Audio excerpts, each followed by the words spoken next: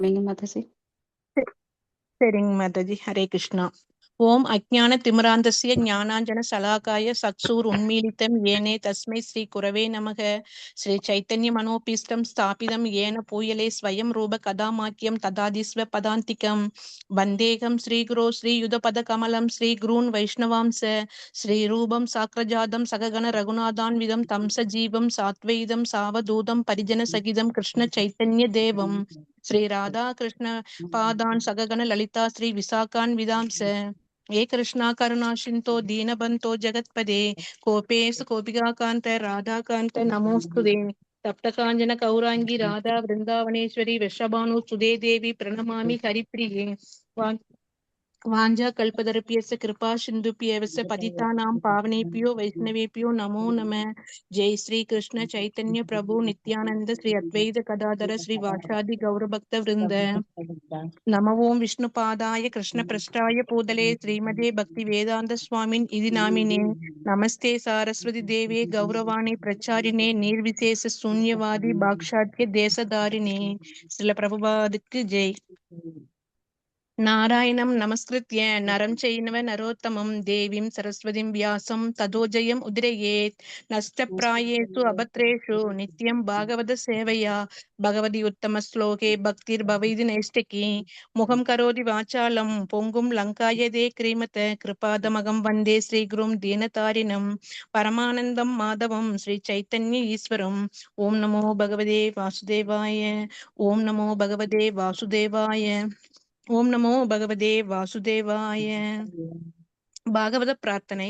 சர்வசாஸ்திராப்தி பீயூஷா சர்வ வேதைக சத்பலா சர்வ சித்தாந்த ரத்னாய சர்வலோகைக திருப்ரதா சர்வ பாகவத பிராணா ஸ்ரீமத் பாகவத பிரபு கலித்வந்தோ ஆதித்ய ஸ்ரீ கிருஷ்ண பரிவர்த்தித பரமானந்த பாட்டாய பிரேம வர்ஷாத்சராய தே சர்வதா சர்வ சேவியாய ஸ்ரீ கிருஷ்ணாய நமோஸ்துமே. மத்யேக பந்தோ மத்சங்கின் மத்குரோ மன்மகாதன மத் நிஸ்தாரக மத்பாக்கிய மதானந்த நமோஸ்துதே. அசாது சாது தததாயின் அதினோச்ச தாகர கானா முஞ்ச காசின் மாம் பிரேம்னா ஹிருத் கண்டயோஸ் புரா. மொழிபெயர்ப்பு. ஓ எல்லா வேத இலக்கியங்களிலிருந்தும் கடைந்தெடுக்கப்பட்ட அமிர்தமே, வேதங்களின் மிக முக்கியமான ஆன்மீக பழமை மற்றும் எல்லா தத்துவங்களின் முடிவுகளான ஆபரணங்களை கொண்டவரே, உலக மக்களுக்கு ஆன்மீக பார்வையை கொடுப்பவர் மற்றும் வைஷ்ணவர்களின் உயிர் மூச்சாக விளங்குபவரே. பகவானே, நீர் கலியுகத்தின் இருளை போக்குவதற்காக உதித்த சூரியன். உண்மையில் நீர் எங்களிடம் திரும்பி வந்த கிருஷ்ணர். ஓ ஸ்ரீமத் பாகவதமே, உங்களுக்கு என் பணிவான வணக்கங்கள். உங்களை படிப்பவர்கள் உன்னத ஆனந்தத்தை அடைவார்கள், ஏனெனில் உங்கள் எழுத்துக்கள் அவர்களுக்கு தூய பக்தி தொண்டை பொழிகின்றது. நீங்கள் பகவான் கிருஷ்ணரின் அவதாரமாக இருப்பதால் எப்போதும் அனைவரும் உங்களுக்கு தொண்டு புரிய வேண்டும். ஓ ஸ்ரீமத் பாகவதமே, ஓ என்னுடைய ஒரே நண்பரே, உடன் இருப்பவரே, என்னுடைய மிகப்பெரிய சொத்துமாகவும் என்னை விடுவிப்பவராகவும் இருப்பவரே, என்னுடைய மிக நல்ல பாக்கியம் மற்றும் ஆனந்தமாக இருப்பவரே, என்னுடைய மரியாதை கலந்த வணக்கங்களையும் ஏற்றுக்கொள்ளுங்கள். ஓ ஸ்ரீமத் பாகவதமே, புனிதமற்றவர்க்கும் புனிதத்தை வழங்குபவரே, மிகவும் வீழ்ச்சியடைந்தவர்களை உயர்த்துபவரே, என்னை எப்போதும் கைவிட வேண்டாம். கிருஷ்ணருக்கான தூய பக்தி தொண்டருடன் எப்போதும் என் இதயத்திலும் தொண்டையிலும் தோன்றுவீராக.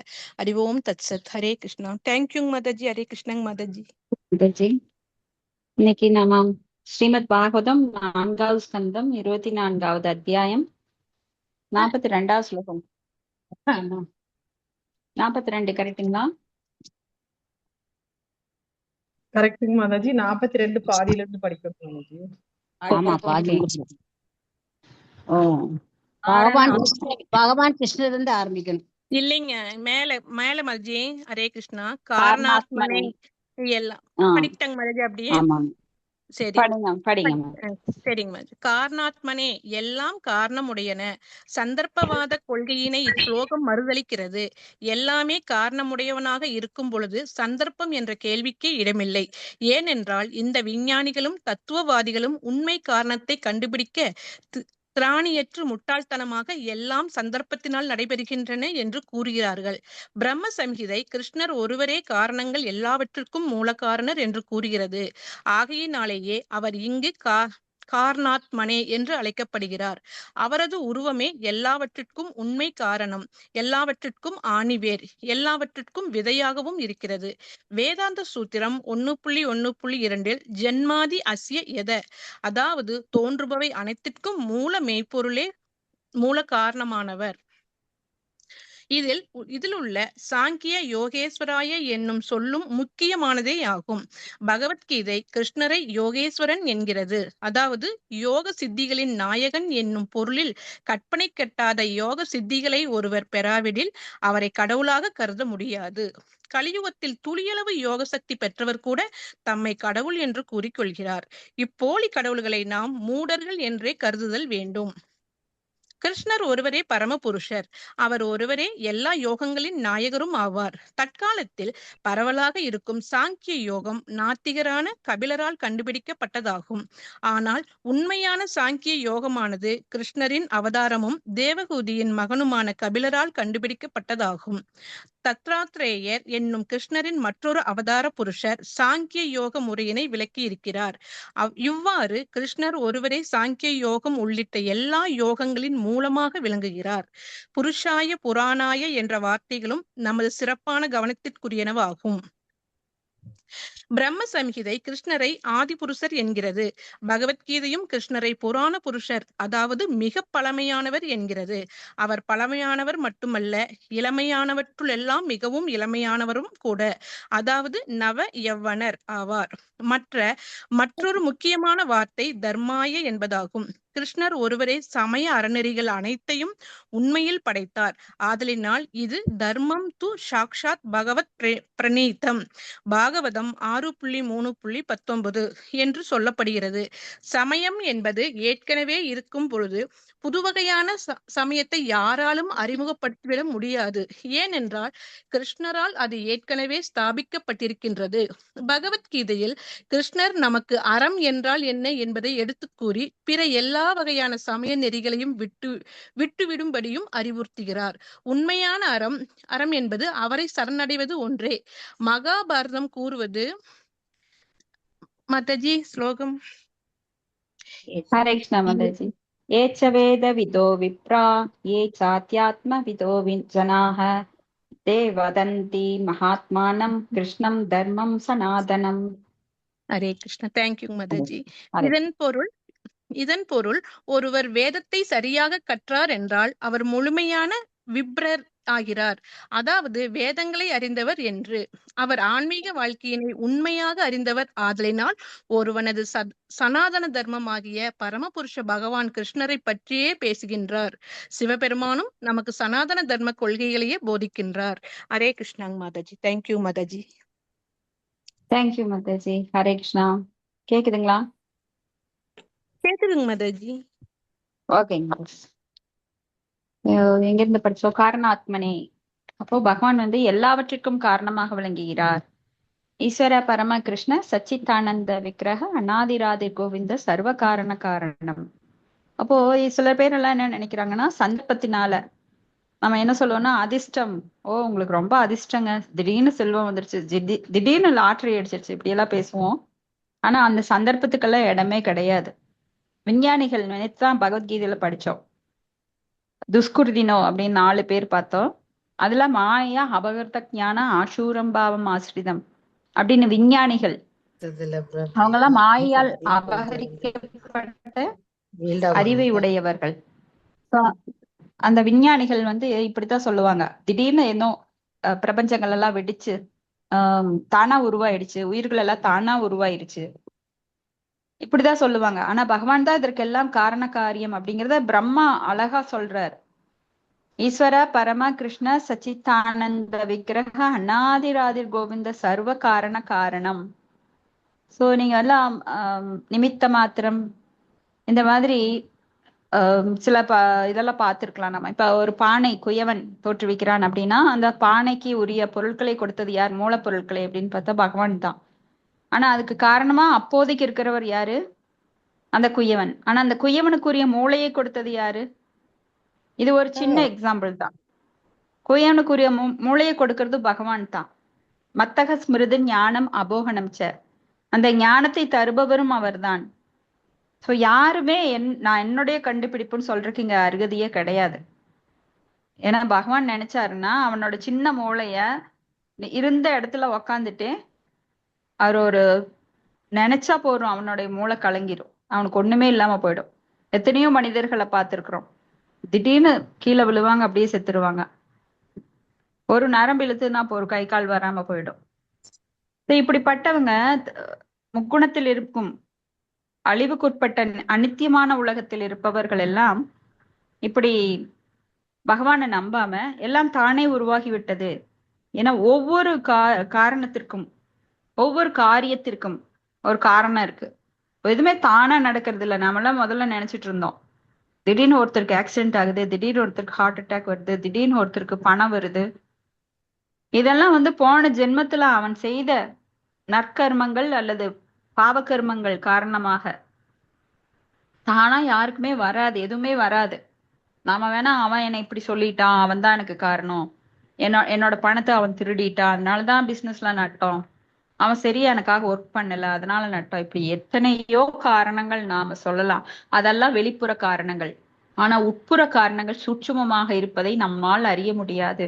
ஏன்னா அந்த அளவுக்கு நம்மளுக்கு அறிவு பக்குவம் கிடையாது. நாம எல்லாம் முக்குணங்கள்ல இருக்கிறதுனால நம்மளால போனதையோ போன பிறவியையோ அல்லது போன பிறவியில் செய்த பாவ புண்ணியங்களையோ எதையுமே நாம எந்த உருவத்துல இருந்தோ எதுவுமே நம்மளுக்கு தெரியாது. ஆனா இப்ப நடக்கிறது நம்மளுக்கு விதைச்ச விதையோட அந்த ஃப்ரூட் நம்ம என்ன விதைச்சோமோ உடனே கிடைச்சிடாது. அதுக்கு நாம எவ்வளவோ பண்ணிருப்போம். விதை விதைச்சு அதுக்கு நீர் ஊற்றி அதுக்கு பயிர் பாதுகாப்பு வேலி போட்டு அது களை எடுத்து அது செடியாகி மரமாகி அப்புறம் பூவாகி அப்புறம் காயாகி அப்புறம் கனியாகி அதைத்தான் இப்ப நாம அந்த பிராவர்த்த அதான் அனுபவிச்சுட்டு இருக்கிறோம்.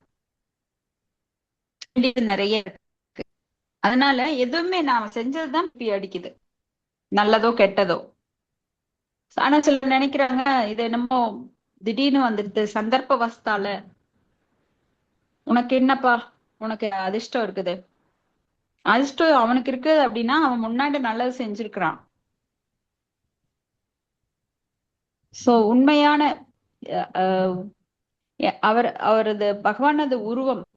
அப்போ இங்க பிரம்ம சம்ஹிதில அவரே எல்லாத்துக்கும் மூல காரணம், ஆகையால் அவரே இதற்கு காரணாத்மனே அப்படின்னு சொல்லப்படுறார்.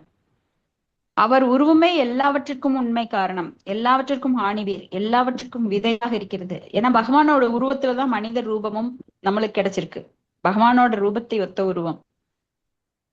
அப்போ முதல் ஸ்லோகத்துல பாகவதத்தில் சொல்லப்படுது, ஜென்மாதி அஸ்யத அந்யவா திதர சாதேசு அபிஜ்ஞஸ்வராட் தேனே பிரம்ம ஹிருதாய ஆதி கவையே மொய்யந்தி யத் சூரையக தேஜோவாரி அமிர்தாம் யதா வினிமயோ யத்தர் திருஷர்கோ அம்ருஷா தாம்னாஸ்வேன சதா நிரஸ்தகுகம் சத்யம் பரம் தீமகி. அதுல அவர் சொல்றாரு, அனைத்திற்கும் மூலப்பொருள் மெய்ப்பொருளே மூல காரணம்.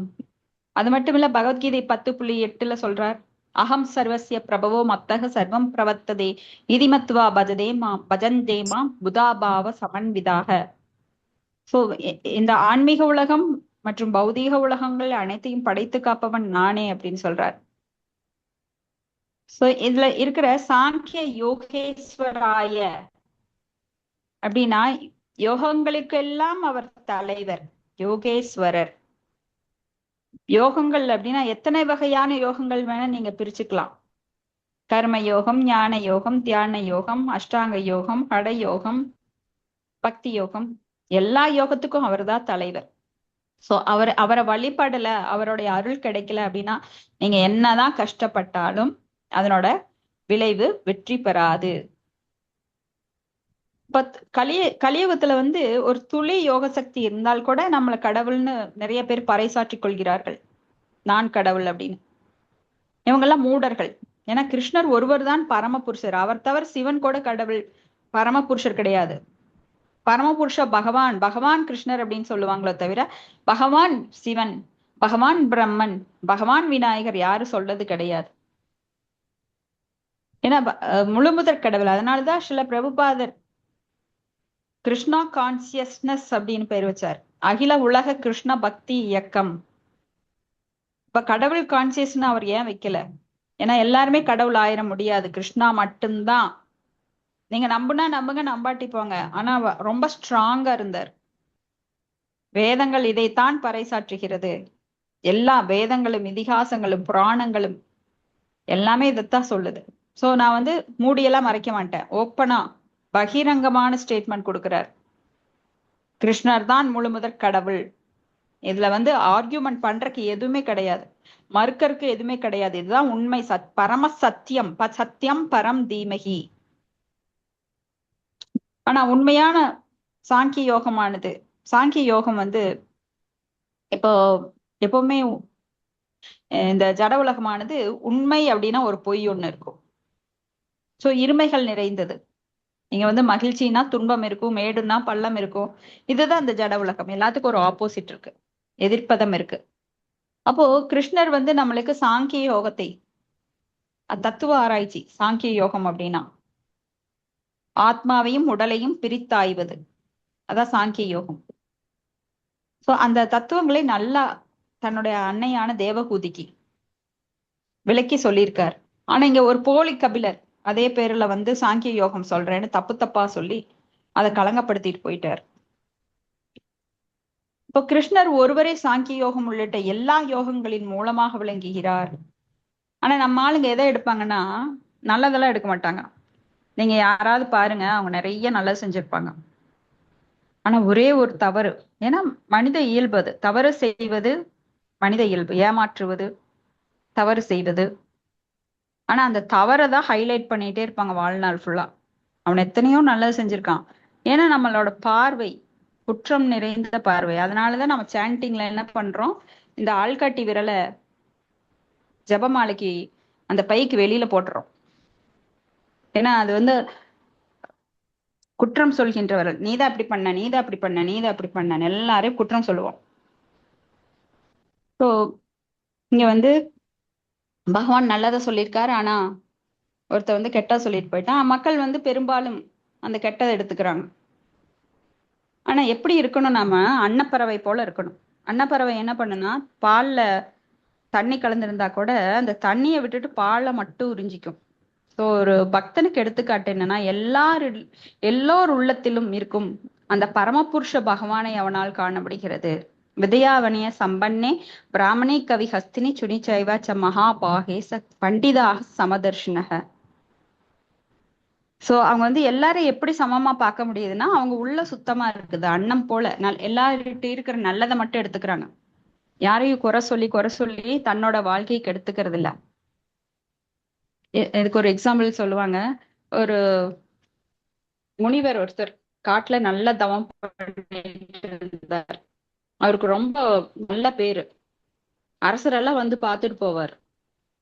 சிறந்த முனிவர்கள், ஞானிகள், தவசிகளை எல்லாம் அவங்க வந்து தரிசனம் பண்ணிட்டு போவாங்க. அப்படிப்பட்ட முனிவருக்கு திடீர்னு ஒரு சோதனை வந்தது. பக்கத்துல ஒரு குடிசை போட்டு ஒரு பெண் அங்க வந்தா.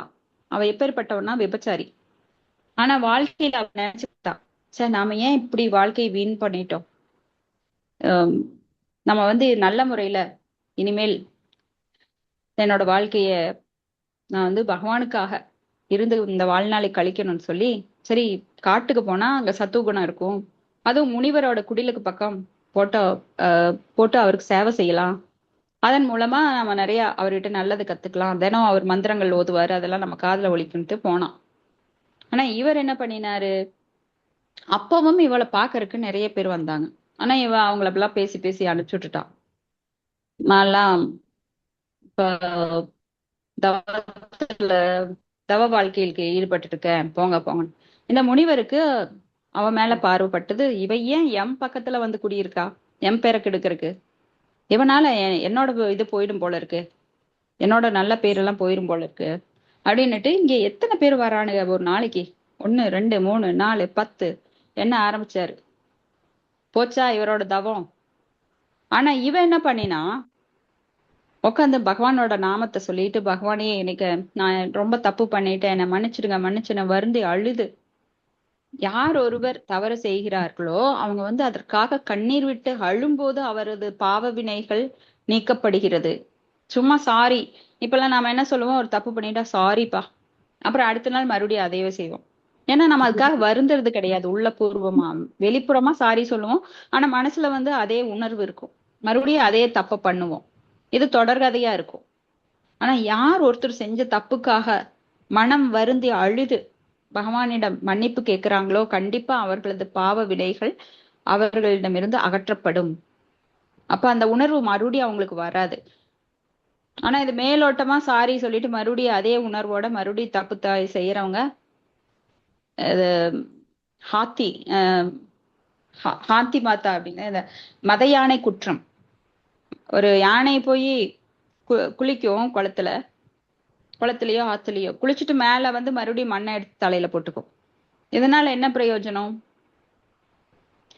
சிலர் பாத்தீங்கன்னா கோயிலுக்கெல்லாம் போவாங்க, போயிட்டு அங்க பாவ மன்னிப்பு அப்படின்னு சொல்லிட்டு வாரத்துல ஒரு நாள் பாவ மன்னிப்பு அப்படின்னு சொல்லி அங்க இருக்கிற ஒரு பக்தர் கொடுப்பாரு.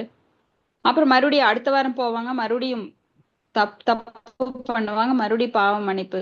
இதனால என்ன பிரயோஜனம்? அப்போ பாவ மன்னிப்பு கோருவதோ அல்லது பரிகாரம் பண்ணுவதோ அதெல்லாம் கண்டிப்பா பலன் அளிக்காது.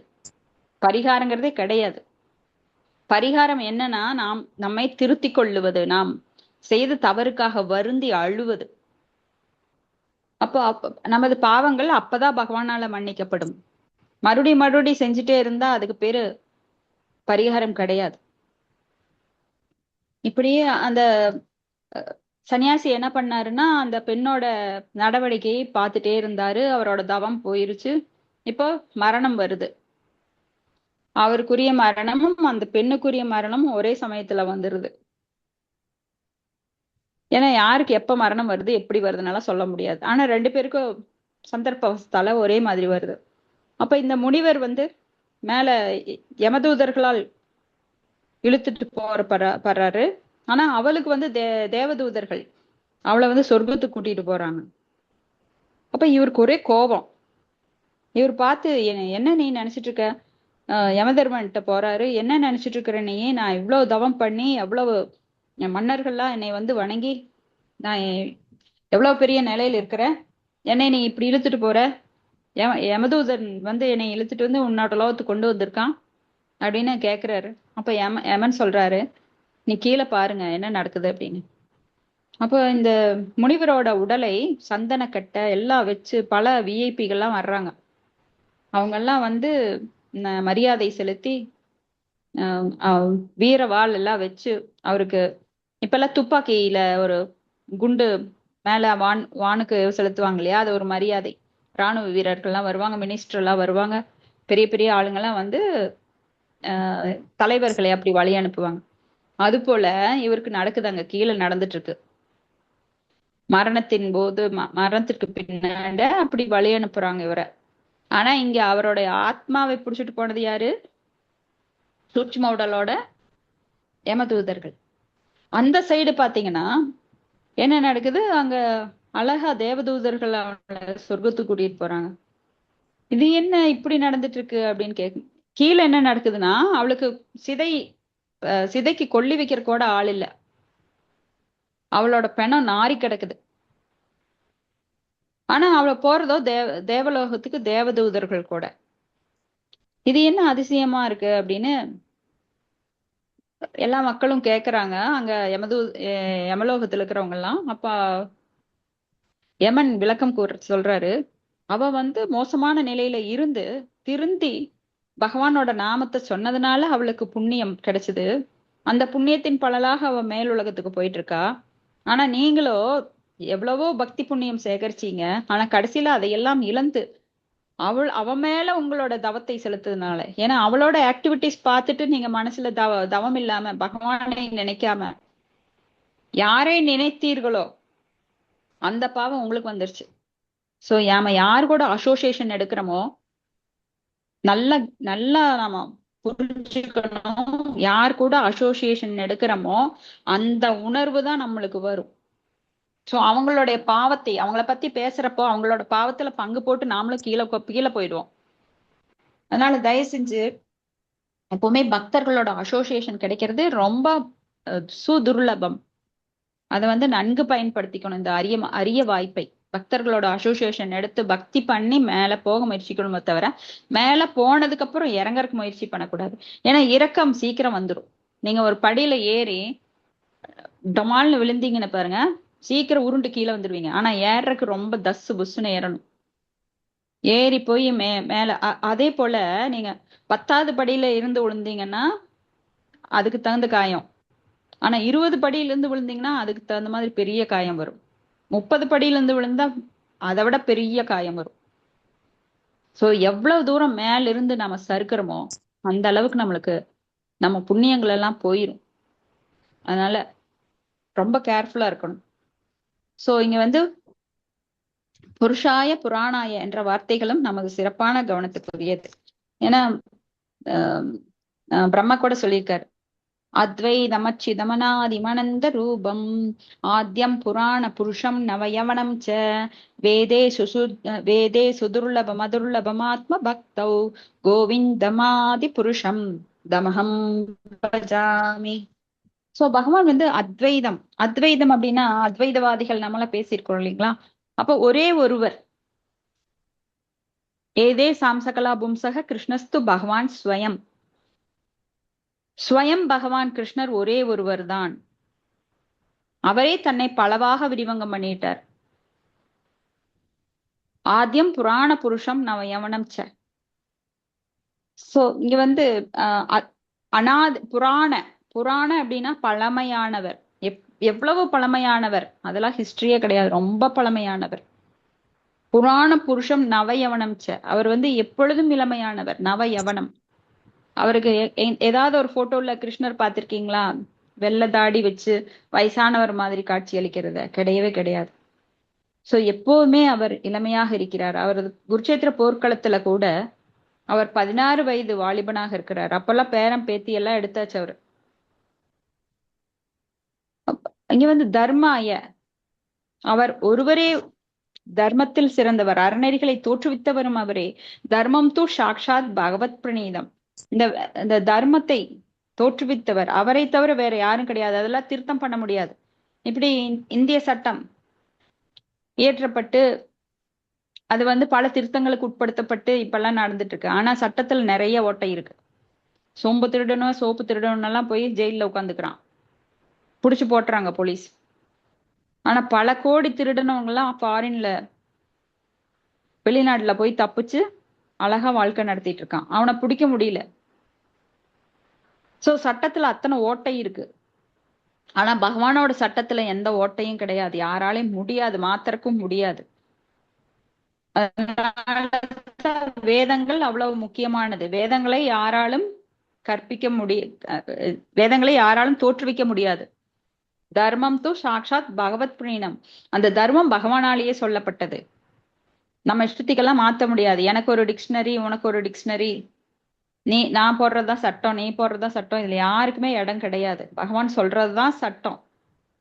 நான் அதெல்லாம் மாத்தி எனக்கு தகுந்த மாதிரி பண்ணிக்கிறேன், என்னோட கன்வீனியன்ஸ்க்கு நான் அதை ஃபாலோ பண்ணுவேன், அதெல்லாம் கிடையாது. அப்போ பகவான் வந்து பகவத்கீதையில அறம் என்றால் என்ன அப்படின்னு எடுத்து கூறி எல்லா வகையான சமய நெறிகளையும் விட்டுவிடும்படி அறிவுறுத்துகிறார். ஏன்னா எல்லா விதமான பகவானை தவிர வேற யார் சொல்லியிருக்காங்களோ. ஏன்னா மக்கள் வந்து அவங்க கற்பனைக்கு தகுந்த மாதிரி நிறைய சமய அறநெறிகளை தோற்றுவிப்பாங்க. அதையெல்லாம் விட்டுருங்க, என்னை மட்டும் சரணடைங்க. சர்வதர்மான் பரித்தச்ச மாம் ஏகம் சரணம் விஜ அகம் துவாம் சர்வ பாபைப்பியோ மோஷாமி மாசுஷக. ஏன்னா நிறைய விதமான சடங்குகளை, அறங்களை, தர்மங்களை, சமயங்களை பின்பற்றி மக்கள் குழம்பி போயிருக்காங்க. சரி, அப்படி குழம்புனங்க விட்டு அவர் சொல்றார், சரி வேண்டாம் விடு, என்னை மட்டும் சரணடை. மாம் ஏவ, மத்தவங்களெல்லாம் சரணடை, நான் உன்னை காப்பாத்துறேன்னு சொல்லல. சோ வேதத்தை ஒருவர் சரியாக கற்றார் என்றால் அவர் முழுமையான விப்ரனர். விப்ரர் அப்படின்னா என்ன? பிராமணர், அதாவது வேதங்களை அறிந்தவர். பிராமணர்கள் அப்படின்னாலே வேதங்களை அறிந்தவர்கள். ஆன்மீக வாழ்வினை உண்மையாக அறிந்தவர். ஆதலால் ஒருவனது சனாதன தர்மமாகிய பரமபுருஷ பகவான் கிருஷ்ணரை பற்றியே பேசுகின்றார். சிவபெருமானும் நமக்கு சனாதன கொள்கையே போதிக்கிறார். சனாதன அப்படின்னா யாராவது விளக்கம் சொல்ல முடியுமா? நான் நிறைய வாட்டி சொல்லியிருக்கேன். சனாதனம்னா என்ன? ஹரே சனாதன கிருஷ்ண தர்மம். நித்தியமானது நித்தியமானது மாதாஜி. மாதாஜி. உண்மையை பொறுத்து. கரெக்ட், நிலையானது. கரெக்ட்.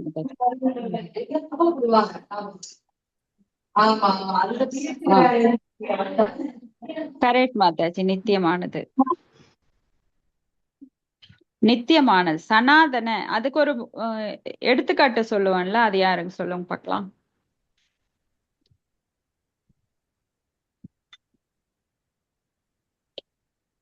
ஹரே கிருஷ்ணா. மாதாஜி உயிர்வாழி ஜீவாத்மாதாங்க மாதாஜி பகவானோட நித்தியமானது. இல்ல நீங்க வேற பர்சனா கேக்குறீங்களா மாதாஜி? மொத்தமாவே சனாதன அப்படின்னா என்ன? சனாதன தர்மம் அப்படின்னா என்ன? சனாதன தர்மம் நித்தியமானது, பகவானை சரணடைவது, அவரை சரணடைவது மாதாஜி. அவருக்கு அதெல்லாம் சேவை கரெக்ட் செய்வது. மாதாஜி. எப்படி சனாதனுக்கு ஒரு உதாரணம் சொல்லியிருக்கேன் இல்லைங்களா? அதாவது மிளகாய்க்குரிய தர்மம் என்ன? சரிங்க. காரம் மாதாஜி. காரம். உப்புக்குரியது உவர்ப்பு, சர்க்கரைக்குரியது இனிப்பு. அது போல நம்மளுக்குரிய தர்மம் என்ன? ஜீவேன சுரூபகய கிருஷ்ணேர நித்தியதா. பக்தி தொண்டு பண்ணுவதுதான் நம்மளோட சனாதன நித்தியமான தர்மம். சோ இதுல இந்துக்கள், முஸ்லிம்கள், கிறிஸ்டின்கள் அப்படின்றலாம் பிரிவு கிடையாது. எல்லாருக்குமே, மனிதர்களாக பிறந்த எல்லாருக்குமே சனாதன தர்மம் பொருந்துவதாக எப்பொழுதும், நேற்று, இன்று, நாளை. அதுதான் சனாதன நித்தியமான, எந்த காலத்துக்கும் இது பொருந்தும். சோ நாமளா பல பிரிவினைகளை நாமளா உண்டாக்கிட்டோம். ஆனா நம்மளோட நிலைமை என்னன்னா, பகவானுக்கு சேவை செய்வது. அதான் சனாதன தர்மம். சரி, அடுத்தது ஸ்லோகம் 43. சக்தித்ரய சமேதாய மீடுஷேயா அஹங்கிருதாத்மனே சேத ஆக்ஷிதி ரூபாய நமோ வாச்சோ விபூதயே. படிக்கிறேங்க மாதாஜி. மொழிபெயர்ப்பு. எம்பெருமானே, கர்மி, கர்மவினை, கர்மவினையின் பயன் இவற்றின் பரம ஆளுநர் நீரே ஆவீர். ஆகையினால் நீரே மனம், வாக்கு, காயம் என்னும் மூன்றையும் கட்டுப்படுத்துபவர் ஆவீர். ருத்ரரான நீரே ஆணவத்தை அடக்கும் உயர்ந்தவராக விளங்குகின்றீர். அறிவின் ஆதாரமாகவும் வேத கட்டளைகளின் செயல்களாகவும் நீரே இருக்கின்றீர். பொருளுரை. ஆணவத்தின் அதிகாரத்துக்கு உட்பட்டே எல்லோரும் செயல்படுகின்றனர். ஆகையினால் மாசற்ற ஆணவத்தினை நீக்கி தன்னை தூய்மையாக்குமாறு சிவபெருமான் முழுமுதற் கடவுளை வேண்டுகிறார். ஆணவத்தை அடக்குபவராக பகவான் சிவன் அல்லது ருத்ரரே விளங்குகின்றார். இருந்தாலும் மறைமுகமாக தன்னை தூய்மைப்படுத்துமாறு பகவானை வேண்டுகிறார். ஏனெனில் அதன் மூலம் தனது ஆணவம் விழிப்புற வேண்டும் என்பதினால் பகவான் ருத்ரர் ஆன்மீக ருத்திரர். ஆன்மீக ரீதியாக விழிப்புடையவர்தான் ருத்திரர் விழிப்புடையவர்தான் என்றாலும் அவர் நமக்காக இவ்வாறு பிரார்த்திக்கின்றார். அருவவாதிகள் ஆணவத்தினை அகம் பிரம்மாஸ்மி, நான் உடல், ஆன்மீக ஆத்மா என்கின்றனர். ஆனால் உண்மையில் அருவமான ஆத்மாவும் நிறைவேற்ற வேண்டிய பக்தி தொண்டு இருக்கின்றது. ஆகையினாலேயே சிவபெருமான் வேதங்களின் கட்டளைகளின்படி முழுமுதற் கடவுளுக்குரிய பக்தி தொண்டினை மனத்தாலும் செயலாலும் செய்வதற்காக தன்னை ஈடுபடுத்தும்படி வேண்டுகிறார். இதுதான் தவறான ஆணவத்தினை தூய்மையாக செய்யும் வழியாகும். சேத என்றால் அறிவு என்று பொருள். சரியான அறிவு இன்றி நிறைவான செயலை செய்ய முடியாது. அறிவின் உண்மையான ஆதாரமாக விளங்குவது வாசக அல்லது வேதங்களின் கட்டளையினை குறிக்கும் ஒளி அதிர்வுகள் ஆகும். இங்கு வரும் வாசக அல்லது அதிர்வு என்பது வேதங்களின் அதிர்வு என்றே பொருள் தரும். படைப்பின் மூலாதாரமே ஒலி அதிர்வுகள் ஆகும். அவ்வொலி அதிர்வுகள் தூய்மையாகவும் தெளிவாகவும் இருக்கும் பட்சத்தில் நிறைவான செயல்களும் வெளிப்பட தோன்றும். இது எப்போதும் நிறைவேறும் என்றால் ஹரே கிருஷ்ணா ஹரே கிருஷ்ணா கிருஷ்ண கிருஷ்ண ஹரே ஹரே என்னும் மகா மந்திரத்தை கட்டாயம் ஓத வேண்டும் என்று செய்யும் பொழுதே நிறைவேறும். இவ்வாறு சிவபெருமான் மீண்டும் மீண்டும் உடல், மனம், செயல் மூன்றையும் வேதங்களின் வழிகாட்டுதலின் கீழ் தூய்மையான அறிவினாலும் செயலினாலும் தூய்மையுறச் செய்யும்படி பிரார்த்திக்கின்றார். தமது மனம், புலன் மற்றும் வாக்கினை பக்தி செயல்களிடத்தில் திரும்புமாறு சிவபெருமான் முழுமுதற் கடவுளை பிரார்த்திக்கின்றார். ஹரே கிருஷ்ணா மாதாஜி. நன்றி மாதாஜி. நன்றி மாதாஜி. சோ கர்மவினை, கர்மவினையின் பயன், இவற்றின் பரம ஆளுநர் சிவபெருமான் எப்படியெல்லாம் துதி செய்யறார் பாருங்க. அதனுடைய பரம ஆளுநர் அவர்தான். யாருன்னா பகவான் கிருஷ்ணர். சோ இப்ப கர்மியோட எண்ணத்தை நிறைவேற்றுவது யாரு? பகவான் தான். சோ கர்ம வினைகளை தருவதற்கு அலோ பண்றது யாரு? உபதிரஷ்டா அனுமந்தா. அதை அனுமதிக்கிறதுனாலதான் நாம் அதை அனுபவிக்கிறோம். அனுமதிக்கின்றவர் இருக்கிறதுனால தான் நாம் அதை அனுபவிக்கிறோம். இப்ப கர்ம வினையின் பயன், கர்ம வினை, நாம் அந்த வினை செய்வதற்குரிய அந்த முக்குணங்களை தோற்றுவித்தவரும் அவரே. அந்த மாயாவின் கண்ட்ரோலர் அவர்தான். அவரது வெளிப்புற சக்தி தான் மாயாவாக, இல்யூஷன் எனர்ஜியா வருது. அப்ப எல்லாத்துக்கும் அவர் தான் பரம ஆளுநர். ஆகையால் நீரே மனம், வாக்கு, காயம் என மூன்றையும் கட்டுப்படுத்துபவர். வாச்சோ மனசோ கர்மனோ, அதை கட்டுப்படுத்தி பகவானுக்கு நம்ம பக்தி தொண்டு பண்ணணும் அப்படின்னா அவர் தான் அதை செய்யறார்.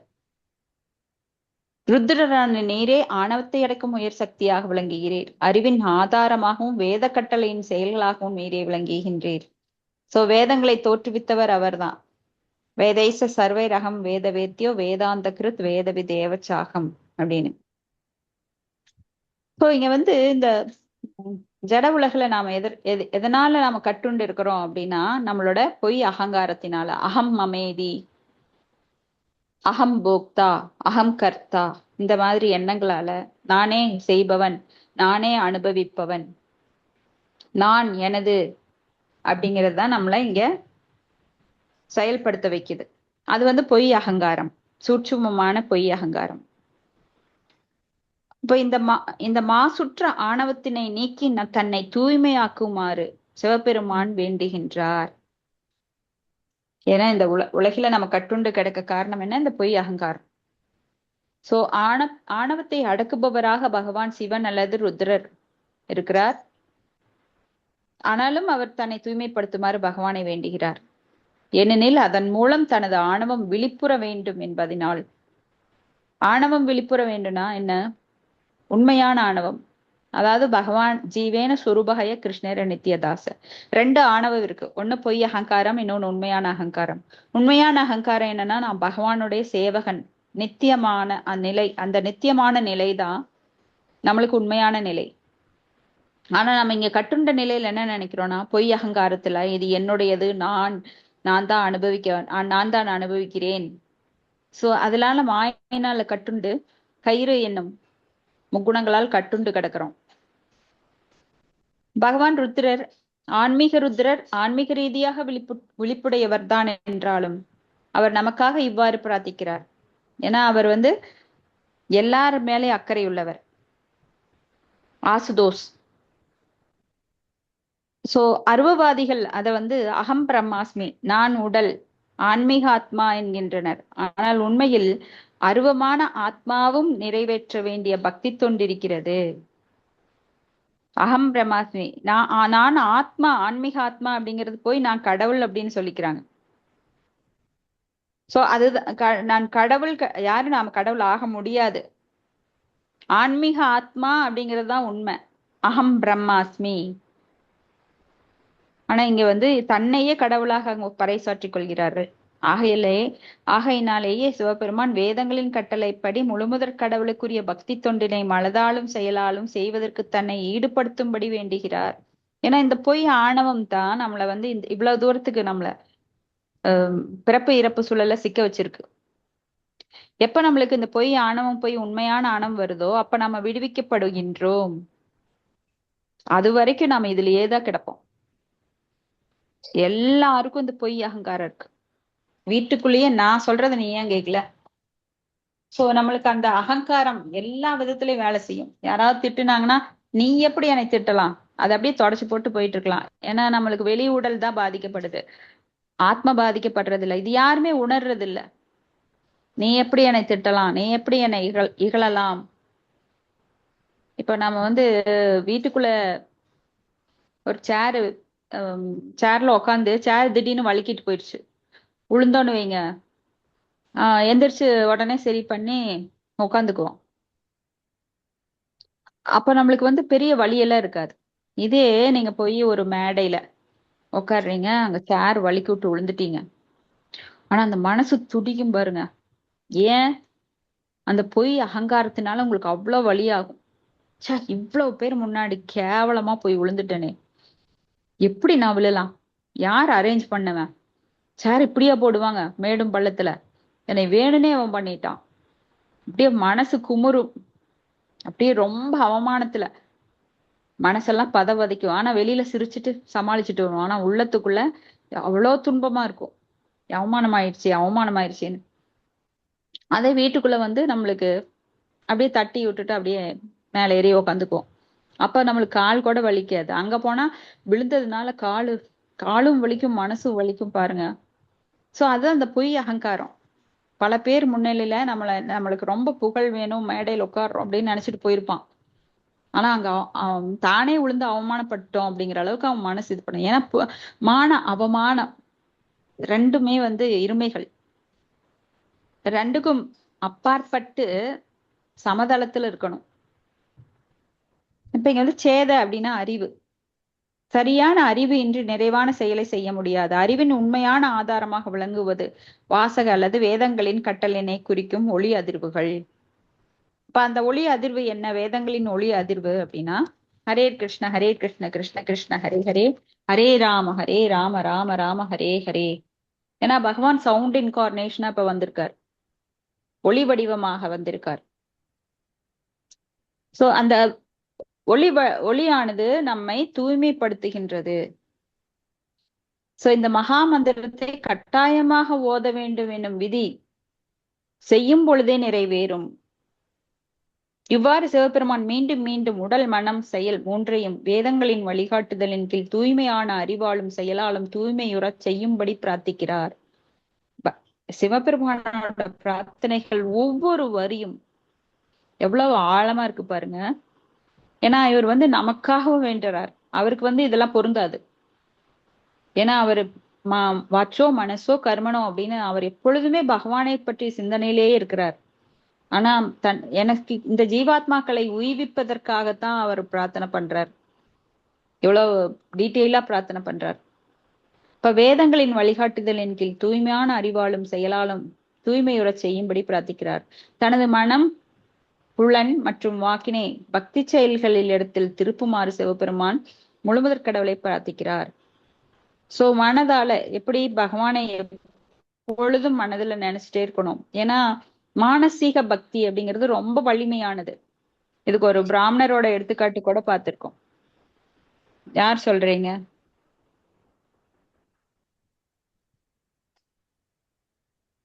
மானசீக வழிபாடு பண்ணினார் இல்லையா ஒரு பிராமணர், பகவத்கீதையில் படிச்சிருக்கோமா இல்லையா? யாருக்காவது ஞாபகம் இருக்கா? பாயசம் பாயசம் வைப்பார் நைட்டு தூங்கும் போது. அவர் ரொம்ப வறுமையில இருக்காரு. எவ்வளவோ பகவானுக்கு பண்றாங்க, நான் என்னமே பண்ண முடியலையேன்னு நினைச்சுக்கிட்டு மனசுலயே அவர் வந்து ஒரு நல்ல பிரியாணி அரிசி ஹை லெவல்ல இருக்கிற, ஏன்னா பகவானுக்கு உயர்ந்ததை தான் படைக்க வேண்டும், ரொம்ப லோ குவாலிட்டி எல்லாம் படைக்க கூடாது. அதனால நல்ல அரிசி வாங்கி அதை பால்லயே வேக வச்சு அதுல முந்திரி திராட்சை எல்லாம் ஏலக்காய் எல்லாம் போட்டு நல்லா ரொம்ப உயர்ந்த வெரைட்டி குவாலிட்டியில அத வந்து ஆஃபர் பண்றாரு. ஆஃபர் பண்றதுக்கு முன்னாடி தொட்டு பாக்குறாரு, இது சுட்டுதுன்னா எப்படி பகவானுக்கு கஷ்டமா இருக்குமேன்னு தொட்டு பாக்குறாரு. உடனே திடீர்னு விழிப்பு வந்துருது. கைய பாக்குறாரு, கையில புண்ணு விரல்ல. அவர் தொட்டு பார்த்த விரல்ல தீ கொப்பளம் இருக்கு. ஏன்னா அவ்வளவு சூடா படைச்சிருக்காரு. அப்போ பகவான் அங்க இருந்துட்டு சிரிக்கிறார். அப்ப அந்த பிராமணனுக்கு உடனே மோட்ச கதி கிடைக்குது. அவர் பகவானோட லோகத்துக்கே போயிடுறார். சோ இந்த மாதிரி ரொம்ப முக்கியமானது மானசீக வழிபாடு. அது போல புலன்களால நாம எப்படி அம்பரீஷ் மகாராஜா தனது ஒவ்வொரு புலன்களையும் பகவானோட சேவையில ஈடுபடுத்தினாரோ. அப்புறம் வாக்கு, நாம் பேசுறது. இப்ப நீ இந்த கிளாஸ்ல பேசல கேட்கல அப்படின்னா நம்ம நிறைய பேசிட்டு இருப்போம்.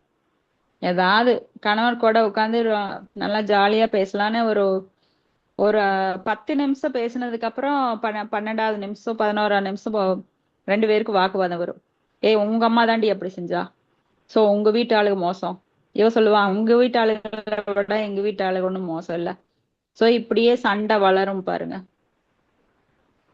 சோ இப்படியாக நம்ம பேசுறது இந்த ஜட உலகுல பிரச்சனைகளை தான் கொண்டு வந்து முடிக்கும். ஆனா பகவானை பத்தி பேசும்போது உங்களுக்கு எந்த இருக்கிற பிரச்சனையும் போயிரும், பல புண்ணியங்கள் கூடும். ஆனா மக்கள் இதெல்லாம் தெரிஞ்சிருந்தும் கூட இதுல தங்கள் மனதை பதிக்காமல் வேற விஷயங்களை பதிச்சு வாழ்க்கையை வீணடிக்கிறாங்க. எல்லாருமே நல்லது இங்க கிடைக்கும் வாங்க அப்படின்னா, கிடைக்காத இடத்துல போய் தேடிட்டு ஐயோ அம்மானு கதறினா என்ன பண்ண முடியும்? அடுத்த ஸ்லோகம் 44. தர்ஷனம் நோ தித்ருஷ நாம் தேஹி பகவதார்ச்சிதம் ரூபம் பிரியதமம் ஸ்வானாம் சர்வேந்திரிய குணாஞ்சனம். பிடிக்கிட்டாங்க மாதாஜி. மொழிபெயர்ப்பு படிங்க மாதாஜி. எனது அன்பான இறைவனே, உமது அன்பிற்கு சிறந்த பக்தர்கள் உம்மை எந்த வடிவில் வணங்குகின்றாரோ அவ்வடிவத்தினையே காண நானும் விளைக்கிறேன். உமக்கு பல ரூபங்கள் உண்டு, இருந்தாலும் உமது பக்தர்கள் விரும்பும் சிறப்பான வடிவினையே காண நானும் விரும்புகிறேன். என் மீது கருணை கொண்டு அவ்வடிவினை காட்டி அருள் செய்வீராக. ஏனென்றால் பக்தர்கள் வணங்கும் அவ்வடிவமே புலன்களின் தேவைகளை நிறைவாக திருப்தி செய்யக்கூடியது. பொருளுரை: ஸ்ருதி அல்லது வேத மந்திரங்கள் முழு மெய்ப்பொருளானது சர்வ காம சர்வ கந்த சர்வ ரச என்கிறது. அதாவது ரசோ வைசா அருஞ்சுவை உறவுகள் ரசங்கள் அனைத்திற்கும் அவரே ஆதாரமாவார். சுவை, ஒளி, ஊறு, ஓசை, நாற்றம் என்பவற்றை அறிய நமக்கு பல்வேறு புலன்கள் இருக்கின்றன. இப்புலன்களின் தேவைகள் எல்லாம் பகவானின் பக்தி தொண்டில் புலன்கள் ஈடுபடும் பொழுதே திருப்தியுறுகின்றன.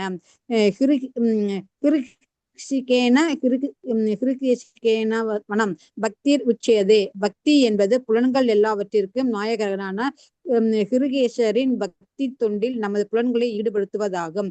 நாரத பஞ்சாட்சரம்: இப்பௌதிக புலன்களை பகவானின் பக்தி தொண்டில் ஈடுபடுத்த முடியாது. ஆதலினால் ஒருவன் தனது எல்லா விதமான உபாதைகளில் இருந்தும் விடுதலை பெற வேண்டும். சர்வோபாதி வினிர்முக்தம் தத் பரத்வேன நிர்மலம். ஒருவன் எல்லா விதமான உபாதைகளிலிருந்து அல்லது தவறான ஆணவங்களில் இருந்து விடுதலை அடைதல் வேண்டும். அதன் மூலமே அவன் தூய்மை பெறுகிறான். நாம் பக்தி பணியில் நமது புலன்களை ஈடுபடுத்தும் பொழுது புலன்களில் விருப்பம் அல்லது நாட்டம் முற்றிலும் நிறைவேறுகிறது.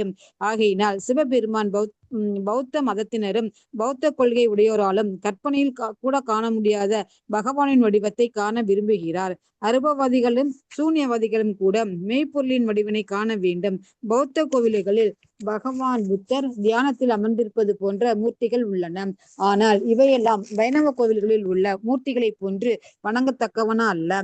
ராதா கிருஷ்ணர், சீதை ராமர் அல்லது லட்சுமி நாராயணர் போன்ற மூர்த்திகள் பல்வேறு சம்பிரதாயங்களிலும் ராதா கிருஷ்ணரோ அல்லது லட்சுமி நாராயணரோ வழிபடப்படுகின்றனர். பக்தர்கள் காண விரும்பும் வடிவினையே சிவபெருமானும் காண விரும்பினார். ரூபம், பிரியதமம், ஸ்வானாம் என்னும் வார்த்தைகள் சிறப்பாக இங்கே குறிப்பிடப்பட்டிருக்கின்றன. அவை சிவபெருமான் காண விரும்பிய தோற்றம் பக்தர்களின் நேசிப்பிற்குரிய தோற்றமாகும் என்று குறிப்பிடுகின்றன. இஸ்வானாம் என்னும் வார்த்தையும் சிறப்பானதுவே. ஏனென்றால் முழுமுதற் கடவுளின் அன்பிற்கு மிகவும் பாத்திரமானவர்கள் அவரது பக்தர்களே. ஞானியரும் யோகியரும் கர்மியரும் அவரது அன்பிற்கு அத்தனை தகுதி உடையவர்கள் அல்லர். காரணம், கர்மிகள் முழு முதற் கடவுளை தமது விருப்பங்களை நிறைவேற்றுபவராக காண விரும்புகின்றனர். ஞானியர் அவரோடு தம்மை இணைத்து காண வேண்டும் என்று விரும்புகின்றனர். யோகியர் தமது இதயத்தில் பரமாத்மாவாக இருக்கும் அவரது ஒரு பகுதியினை மட்டும் காண விரும்புகின்றனர்.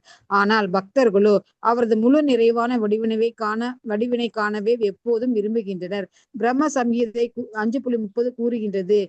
மாதாஜி படிங்க மாதாஜி. வீணம் கொணந்தமரவிந்ததலாய தாக்ஷம் பர்ஹாவதம் அசிதாம்புதசுந்தராங்கம் கந்தர்ப்பகோடிகமணீய விசேஷ சோபம் கோவிந்தமாதி புருஷம் தமஹம் பஜாமி.